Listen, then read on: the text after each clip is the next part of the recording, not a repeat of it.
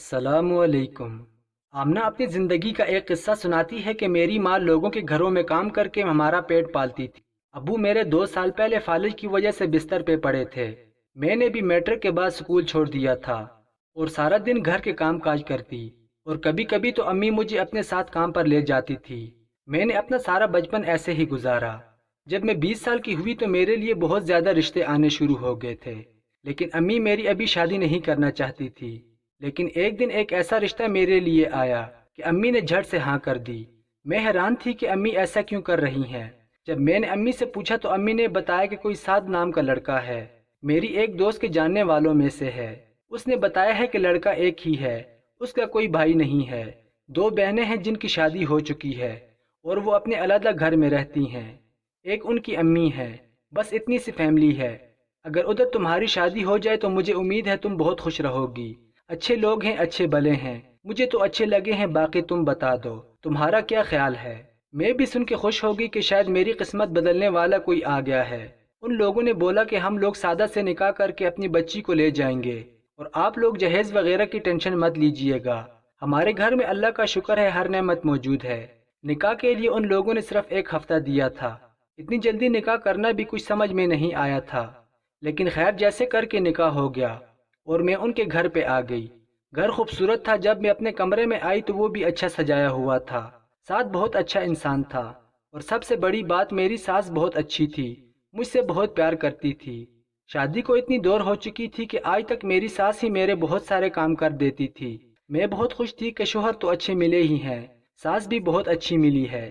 لیکن پھر میری زندگی میں ایک ایسا دن آیا جس نے میری روح کو چیر کے رکھ دیا تھا۔ وہ دن میرے لیے قیامت سے کم تکلیف دہ نہ تھا۔ اس دن میری آنکھوں سے سب پٹیاں اتر گئیں۔ جس دن میں نے اپنے شوہر کو اپنی ساس سے باتیں کرتے سنا تھا، میری آنکھیں اور کان ان لمحات کو دیکھنے اور سننے کے قابل نہیں رہے تھے۔ ہوا کچھ یوں تھا، میری ساس روز کی طرح مجھے سلا کے چلی گئی تھی۔ میرے شوہر کام سے دیر سے گھر آتے تھے اور میری ساس ان کو کھانا وغیرہ خود دے دیتی تھی۔ شادی کے پہلے دن سے آج تک یہی معمول تھا۔ اس دن بھی یہی ہوا تھا۔ میں سو گئی تھی، اچانک میری پیاس سے آنکھ کھلی۔ میں پانی کے لیے کمرے سے باہر آئی، سر کو چکر آ رہے تھے۔ پھر بھی چیزوں کا سہارا لے کے میں کچن میں گئی، پانی ڈالا اور کمرے میں آ ہی رہی تھی کہ اچانک ہنسنے کی آوازیں میری کانوں میں پڑیں۔ آوازیں میری ساس کے کمرے سے آ رہی تھیں۔ میں کمرے کے پاس گئی اور کچھ سننا چاہا تو کمرے سے میرے شوہر کی بھی آواز آ رہی تھی۔ میں نے غور کیا تو یہی سنا کہ حاجرہ، میری ساس کا نام آہستہ بولو، آمنہ اٹھ نہ جائے۔ تو آگے سے حاجرہ کہتی ہے وہ نہیں اٹھنے والی۔ میں نے نیند کی گولی دے کے اسے سلا دیا ہے، وہ صبح تک نہیں اٹھنے والی۔ یہ سن کے دونوں پھر زور زور سے قہقہا لگانے لگے۔ میں اتنی بات سنتے ہی گرنے والی تھی۔ مجھے اپنے کانوں پہ یقین نہیں آ رہا تھا کہ آج تک میں نیند کی گولیاں کھاتی رہی ہوں، تبھی مجھے صبح سے پہلے ہوش نہیں آتا تھا۔ میں صدمے میں تھی کہ یہ لوگ میرے ساتھ کیا کر رہے ہیں۔ میں نے ان کی مزید باتیں سننے کی کوشش کی لیکن سن نہ پائی۔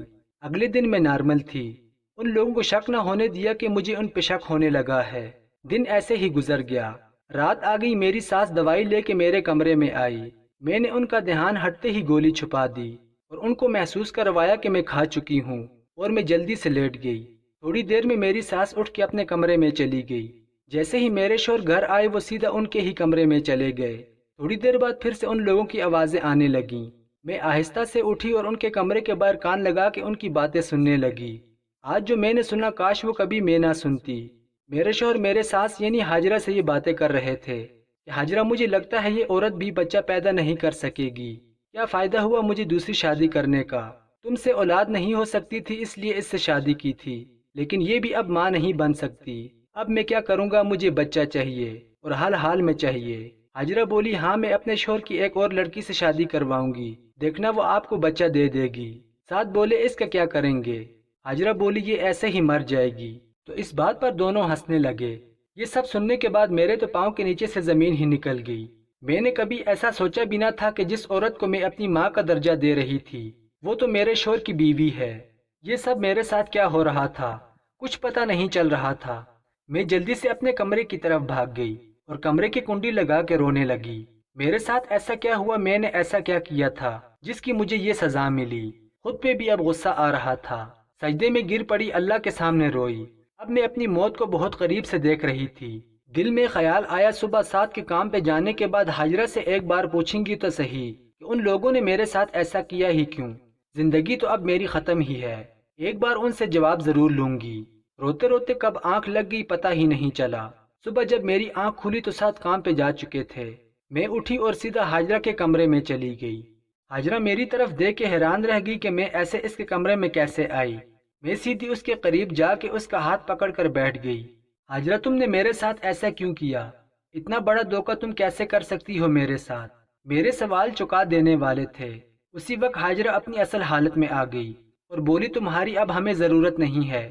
میں بچہ پیدا نہیں کر سکتی تھی اس لیے میں نے اور سعد نے مل کر یہ سب کیا، لیکن میں یہ بھی نہیں چاہتی کہ سعد کی کبھی اولاد ہو میرے علاوہ، اس لیے میں تمہارے بچے بھی مارتی رہی اور تمہیں ایسی دوائیاں دیتی رہی جس سے اب تم اندر سے بالکل خالی ہو گئی ہو۔